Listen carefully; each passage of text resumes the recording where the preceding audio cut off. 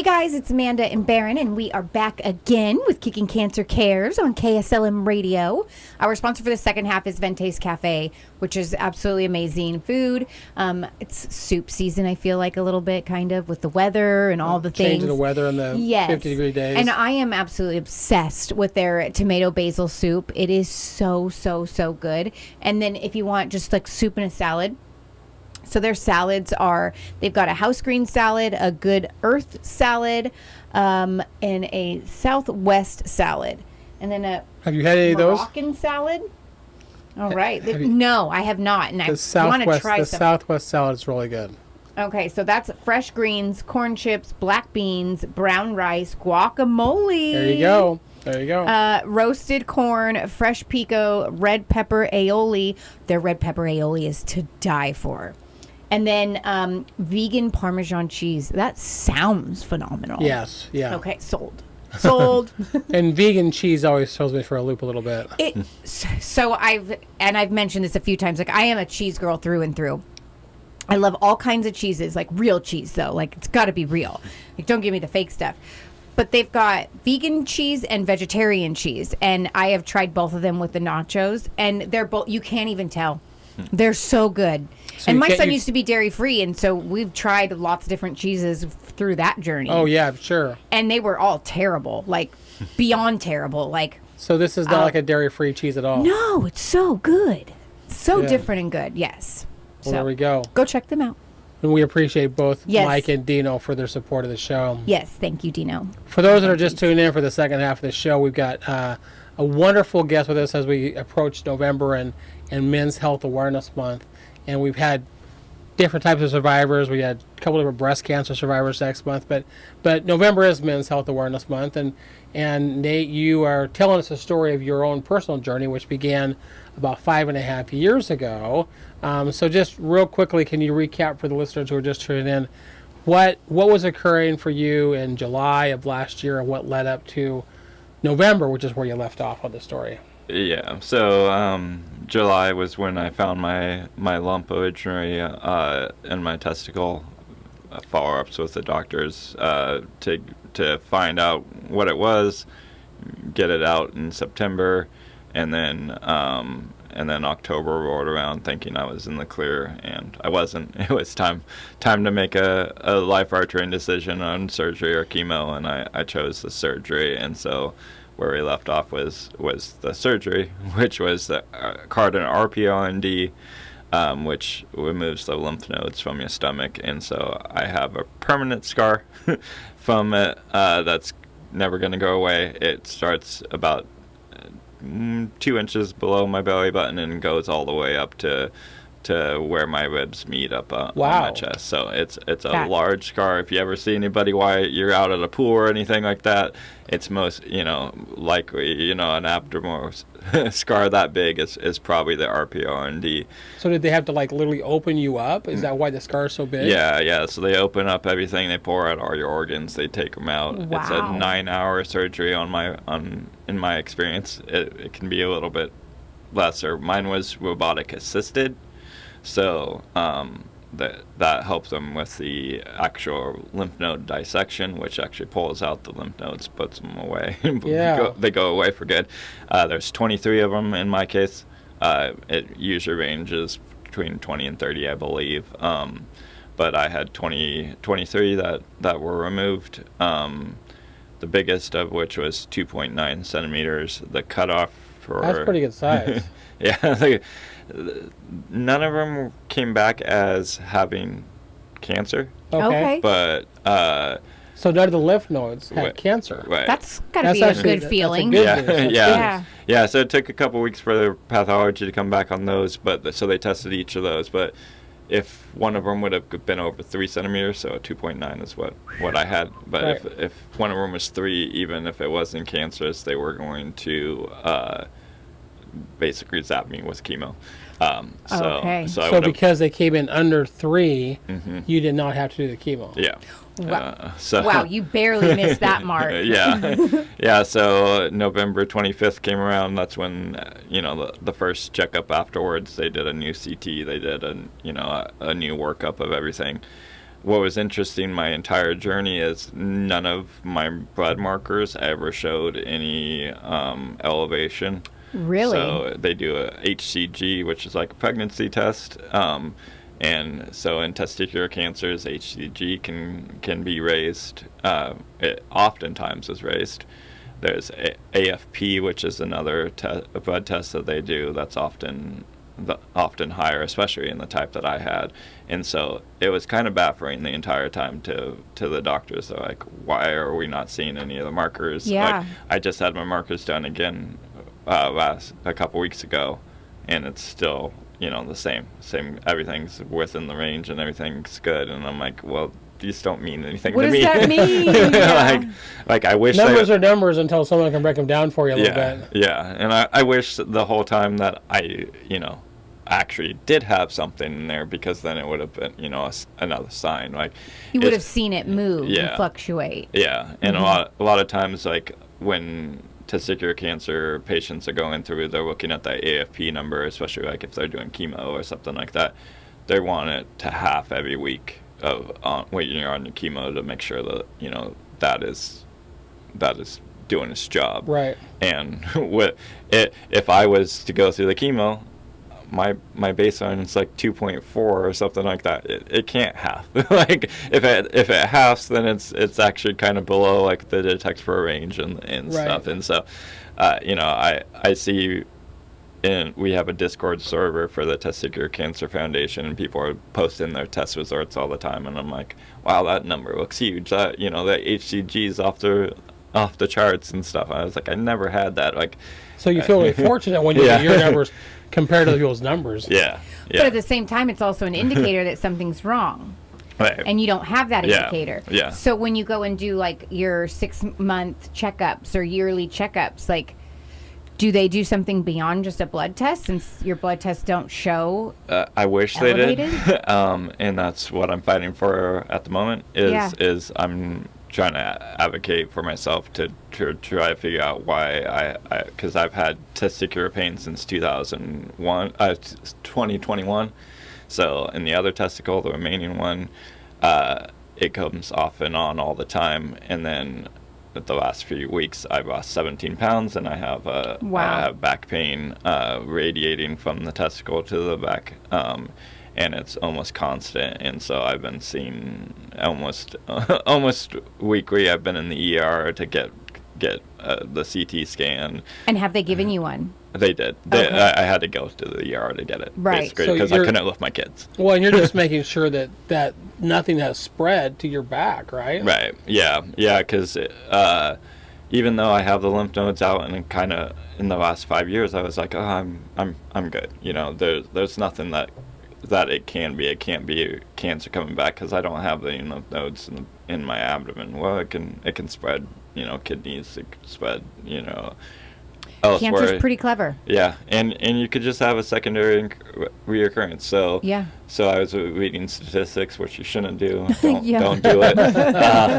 But like, you've gone down the deep dark rabbit hole, have you? Yeah. My AI history on this topic. Every time that I get a new resort, I pop it in there, and I'm like, okay, let's try to narrow it down and those kind of things. But it's not helpful all the time. But testicular cancer, or any type of cancer, leads you to be more susceptible to another cancer. Oh, yeah. And so, I even went through the lymphoma leukemia test this past week, and thankfully that came back okay. So it's not looking like a blood cancer. It's not looking like another testicular cancer in the other testicle, which is possible. That I didn't know that until April. I met some guys over at the conference that were that don't have any left, because they've gotten both removed. In both. I've seen people.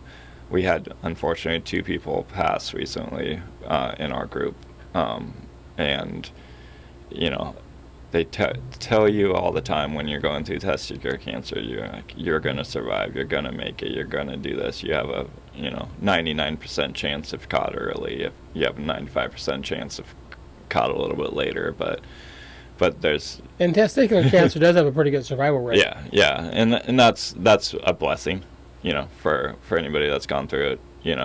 like the odds are in your favor, but the odds are not in your favor that you won't have another problem down the line. Right. And you know, hopefully it's 20 years down the line or something like that, especially with the people that are young. But you know, you get the gambit. We have a guy that's going through it right now that I was hoping would text me over the weekend, because he's in New York and he's 56, and he just got testicular cancer. Oh, okay. And so he's going through his orchiotomy, which is the testicular remover right now, and so I gave him my number 2 weeks ago. We have a weekly Zoom call that we do, and with all the survivors, and so I've been giving out my number during those meetings to people that are new to the group or something that just need a little bit more support. And like, so like, I've got a couple other guys that I'm in regular contact with, which I was like, I want to be able to help you, but right now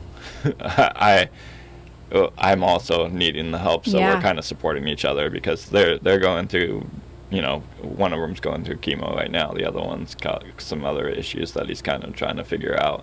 And you mentioned a conference a little bit ago. Is there like a nationwide conference for people that are going through testicular cancer? Yeah, so Testicular Cancer Foundation, this is where I kind of got involved with them, was they have a summit each year in Las Vegas. Well, it's in different locations, but last year was Las Vegas. This year is going to be Las Vegas again. It's in April. Okay. And they offer scholarships to testicular cancer survivors and their families to kind of go to the conference.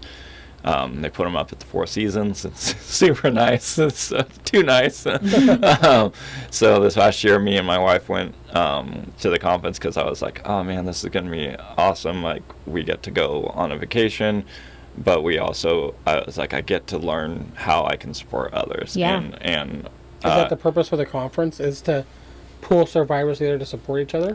So it's all kinds of things. So yeah, it's all getting the survivors together in a unique area. Like, we went golfing the first day. We did a dinner, and then we had all these speakers at the conference. Like, okay. So we had a couple doctors come in. We had people from nutrition come in.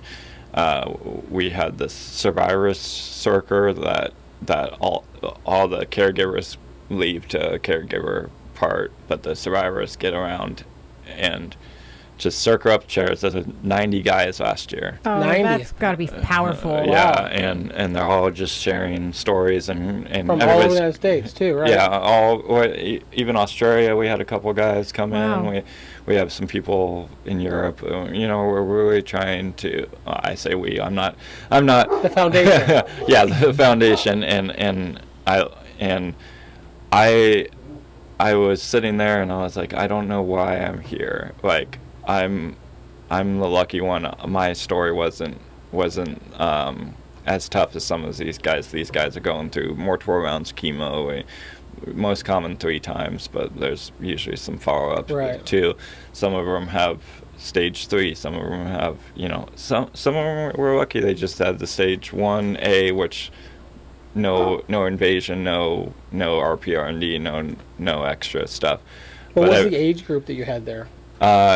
Anywhere from the 18 to in the 50s. So there was a guy named Steve Garver, which runs another foundation, and that kind of funded the scholarships for the event, and so he was there. He is a testicular cancer survivor from the 90s, and he's in, I think, his 60s. I'm sorry, Steve, if you hear this, but he joins the weekly calls even though he's 20 years out, and he was at the conference. Like, a very, very nice guy, and during the conference, you know, we had, you know, we could share our story. We were quick at an icebreaker. Nobody likes icebreakers when you're going through college or any of the you know, classes and stuff. So I saw the agenda and I was like, oh, this is not gonna be my area. Like, I love sharing my story. I love talking to people about my story, but I don't know on the peer side. Like, I don't feel, you know, my story is comparable to others, because I feel like I got the lucky, you know. You didn't have to go through chemo and whatnot. Every scan was good. Every blood test was good. You know, I had the 2 surgeries. I'll talk about the other one in a second. But during that conference, like, I was like, okay, everybody's crying. Everybody's, you know, having their moments, and I'm not having mine, and I'm frustrated that I'm not having that connection. And so I went to walk around with my wife afterwards in Vegas. Like I was like, this guy shared this and this guy shared this, and I was like, I'm just not having it. And then like we sat down and in the Paris hotel, and I just start crying because I was like, this is where I'm meant to be. I was meant to be at this conference, and I'm meant to help these people because I'm lucky enough to get through it. So. Amen. Maybe the reason you were supposed to be there was not for you, but for them. Yeah, absolutely. And so ever since then, I've just been like, how can I help those other people? How can my story help other people? So I've been pushing myself to help others. And while right now I'm kind of fighting another, my own battle, I'm still joining those calls every Thursday night that I can. I'm texting people over the weekend. I'm trying to get involved with these other organizations, including Getting Cancer. I came out for the golf tournament back in August. I've been trying to see how I can support this organization, because this is all I care about now. I love golf, I love Beavers, I love Mariners, and I love cancer. It's weird to say I love cancer, but I love the community that is involved. I love helping other people. Like my buddy Alan again, and he's probably going to listen to this at some point and be like, "Why did you mention me so much?" But he's one of my best friends, and he, if he wouldn't have, been one of the people that if he didn't go through it, and the support that he gave me the entire time I was going through it, like I don't know if I would have made it. So right. So now that he gave that to you, you had to give it back to the people. Yeah. Well, it's really cool because I've been listening to you and watching you, and you have a lot of purpose behind wanting to help people, and the groups you're in, and giving out your phone number, and doing the Zoom calls, and going to the conferences, and checking in on other people. And, as you're going through your own thing, you can tell it's given you a lot of purpose, and that you're rallying around those that have been in a similar shoes as you, or even different, but you just want to be there for them and let them know that they've got people and they're not alone. And so that's really, really cool. It seems like it gave you a ton of purpose. Yeah. It's beautiful. It gives me the energy to get through, and maybe it helps me with my fight, Right. Like, because you, as Baron kind of mentioned in the first half, I believe, like every pain that you go through is, after you go through cancer, is this going to be another one? Is it back? Is it another one? Is like what? How many people have told us that once they go through it the first time, they feel the pains, and they're like, is this going to be one more? Right. Where's it hiding now? Yeah. Where is it at? Yeah. Mm-hmm. Yeah. There was a couple other groups that you had mentioned to me that you're part of. Mm-hmm. One of them, I think, is actually one you put called CoffeesforCancer. Yeah. Tell me about that. CoffeesforCancer. So that's my little baby. So I started it just a couple of years ago in November, which is interesting. But I was you have a thing for November. Yes, you do.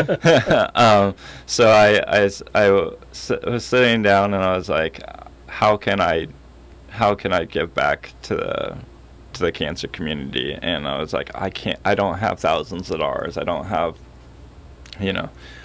that network of companies to sponsor and things. So I was like, but what can I do? I was like, what happened during my journey that was helpful? Well, my company paid for my meals. Alan came by with Subway one day, my aunt and uncle brought some pizzas over. There was things like that, and then somebody, I think, bought my wife a coffee, and I was like, well, she was going through it too. Mm-hmm. Very much so. And it's not you're not alone when you go through this journey. And your families are with you. And even if it's a small support, you can give somebody a pick me up that they don't have. So Coffees for Cancer does exactly that. It gives a coffee to a cancer patient or the family that's going through it, and the caregivers. And so people donate every dollar that comes in goes right back out. So we don't hold on. I pay for all the administration fees, the website fees, everything like that as part of my thing. Every dollar that gets donated goes right back out to cancer survivors. So people can nominate on the website, they can donate on the website, but every dollar that comes in goes right back out. And So where would they find this website? it's just CoffeesforCancer.com. So Pretty simple website. pretty Is simple. four spelled out or is it the number? It's just FOR. Okay. Yeah. Yep. So Coffees for Cancer, and it's same on social media everywhere. You know, I try to be as active as I can. It's a small thing, but you know, we've helped out a few dozen people, and I try to like look through GoFundMe's and things and try to get people's information, and just usually I try to do it just randomly. Yeah. Right. Like, but if I have friends or family or something like that, then I do that as well, that are going through it, because you know, I want everybody to know that they're not alone, and Yeah. The and littlest things yeah. that have the biggest impact. Oh, yeah. sometimes. yeah, Yeah. it can be as simple as a $10, you know, Dutch Bros certificate or a Starbucks certificate or something like that. Yeah. And they're like, oh well, It's you a know. treat. Yeah, I Yeah. get it. I had chemo today, and you know, some people can't have coffee at certain times and whatever, but like, you know, that's why. Smoothies. they Yeah. do. Yeah. They have all kinds of. All kinds of different options. We don't restrict that, but so I've set up a couple accounts at different coffee houses to be like, hey, if you hear somebody having cancer, you know, here's my credit card's on file with you. Oh, that's you know, cool. Pay it. And so you know, I hope to keep expanding that down the line, you know, as I can. So. Tell me about this one called Expect Miracles. Yeah, I'm actually wearing the shirt underneath my Cake and Cancer shirt, but they're a great foundation outside of Boston. So they were very helpful during my personal journey, because they paid my mortgage for a month.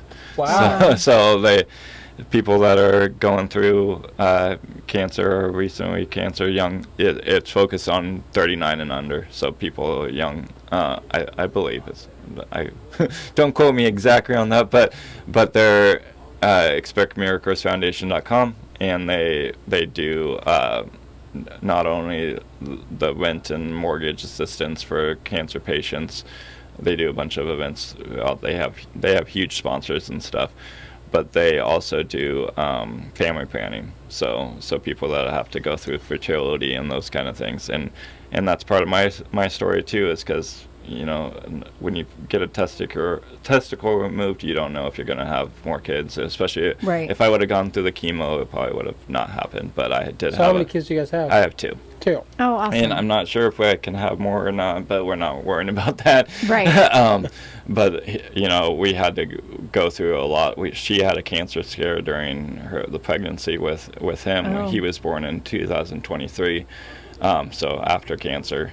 But So we tried for. You did have one after. Yeah, the yeah, we diagnosis. tried for about 2 years, and it was frustrating. We bet. lost a couple of chances and it was just, you know, very, very tough. And so Expect Miracles also works with that sperm banking. They do some IVF assistance. That's cool. And they're based on the East Coast. Yeah, East Coast. So that, you know, they didn't care that I was over here, and so every year I do a run for them, a virtual run. So that's what the shirt underneath this one is for, because I do a 5K for them every year, and fundraise a little bit, and so you know, those kind of organizations that have helped me, you know, those are the ones that, you know, that I can also give some time to. So that's one thing I do with them. So. Well, That's and awesome. One of the things that I want to make sure to get the word out here in our last couple of minutes is every month Kicking Cancer honors somebody locally. And now that we're into November, Nate's our honoree for the month of November. Okay.